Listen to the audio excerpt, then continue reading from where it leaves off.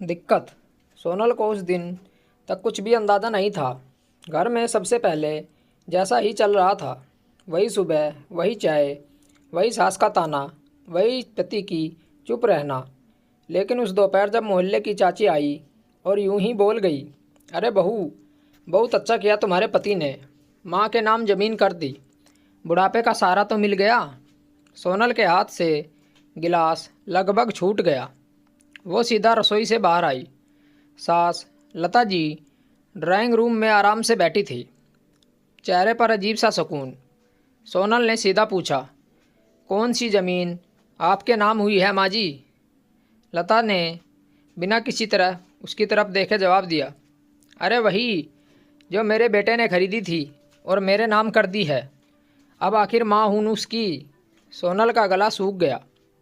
3 साल से वो उसी ज़मीन के बारे में सुनती आ रही थी।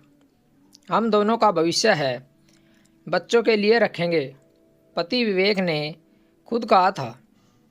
शाम को जब विवेक घर आया तो सोनल दरवाजे पर ही खड़ी थी। आपने ज़मीन माँ के नाम कर दी? विवेक ने जूते उतारते हुए धीमे से कहा, हाँ, तो इसमें क्या है, माँ है मेरी। सोनल की आवाज़ पहली बार ऊंची हुई। माँ है इसलिए मुझे बताना ज़रूरी नहीं समझा। विवेक चुप रहा। लता जी बीच में बोल पड़ी, बहू, ज़्यादा ऊंची मत बोल। यह घर, यह ज़मीन, यह सब मेरा है। तू कल की आई है, तेरे नाम कुछ करने की क्या जल्दी है? सोनल के अंदर कुछ टूट गया। मैंने कब कहा मेरे नाम करो? लेकिन धोखा भी मत दीजिए। शादी के बाद हर फैसला साथ में होता है या नहीं? विवेक ने झुंझलाकर कहा, तुम हर बात को ड्रामा बना देती हो। सोनल ने सीधा उसकी आंखों में देखा। ड्रामा मैंने बनाया है या आपने? अगर भरोसा नहीं था तो शादी क्यों की? कमरे में सन्नाटा छा गया। सास लता जी का चेहरा सख्त हो गया। बहुत जुबान चलने लगी है तेरी। याद रख, इस घर में रहना है तो हमारे हिसाब से रहना होगा। सोनल ने पहली बार बिना डरे जवाब दिया, रहूँगी, लेकिन बिना सम्मान के नहीं। विवेक ने नज़रें फेर ली।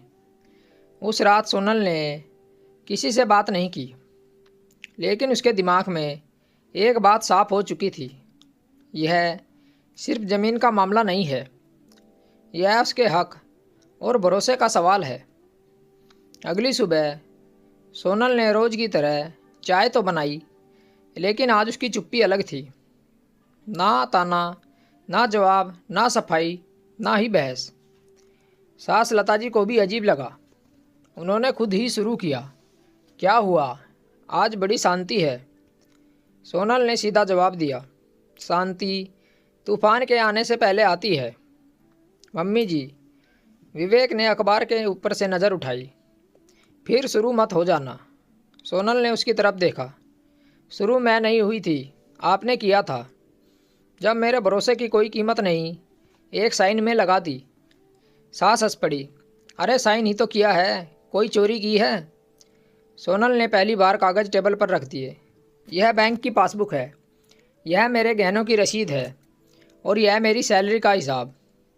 शादी के बाद जो भी बचत हुई उसमें मेरा हिस्सा भी है। अगर ज़मीन माँ के नाम हुई है तो मेरा पैसा वापस कर दीजिए। विवेक सन्न रह गया। तुम हिसाब लगा रही हो? सोनल की आवाज़ ठंडी थी। आपने भी तो लगा लिया, माँ के नाम आगे, बीवी पीछे। सास लता जी भड़क गई।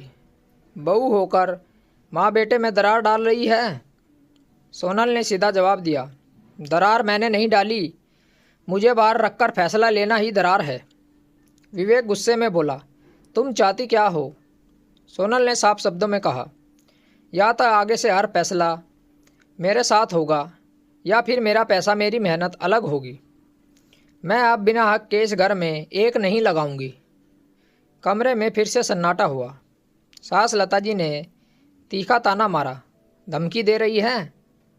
सोनल ने शांत होकर कहा, नहीं, शर्त रख रही हूँ। शादी बराबर की थी, गुलाम बनकर नहीं आई थी मैं। विवेक पहली बार उलझ गया। माँ की तरफ देखता, फिर सोनल की तरफ। उसे समझ आ रहा था कि बात अब सिर्फ ज़मीन की नहीं रही। सोनल ने आखिरी बात कही, आज फैसला कर लीजिए, मैं इस घर में रहूँगी या नहीं। लेकिन जब रहूँगी तो सम्मान के साथ रहूँगी, वरना मैं खुद को अलग कर लूँगी, चुपचाप, बिना ड्रामा किए।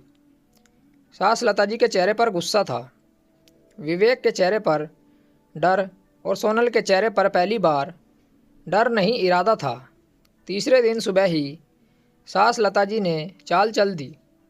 बिना कुछ बताए उन्होंने अपने मायके वाले भाई और बड़ी ननंद को घर बुला लिया। दोपहर तक ड्राइंग रूम में सब बैठे थे, जैसे यहाँ कोई पंचायत लगनी हो। सोनल किचन से बाहर आई तो देखा सबकी नज़रें उसी पर टिकी थी। सास लता जी ने सीधा वार किया, लो आ गई हमारी घर तोड़ने वाली बहू। अब सबके सामने बोलो, क्या दिक्कत है तुम्हें। अब सोनल क्या करेगी, जानने के लिए कहानी का अगला भाग ज़रूर पढ़ें और चैनल को ज़रूर सब्सक्राइब करें। मिलते हैं आपसे कहानी के अगले भाग के साथ। कहानी सुनने के लिए आप लोगों का धन्यवाद।